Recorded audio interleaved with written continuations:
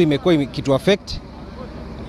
Tumekuwa tukingangana kujaribu kupata watoto, lakini tuna watoto hatupati kwa sababu tunapata miskari kwa wanawake wetu na wasichana wetu.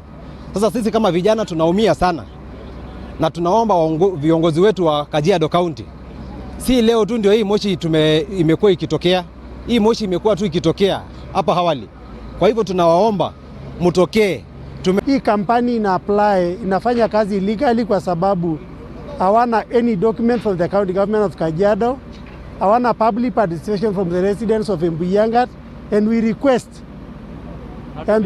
NEMA also to cancel their license and the company to be shut down. For the last 1 week, there have been a fire in this place, and this smoke, the smell from this waste ambayo inachomwa hapa has really raised a lot of serious concern among the villagers who live around this area.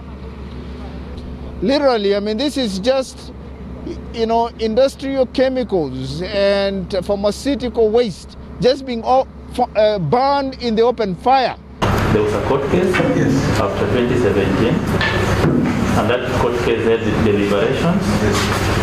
Part of the deliberations were appealed. I think it is still ongoing.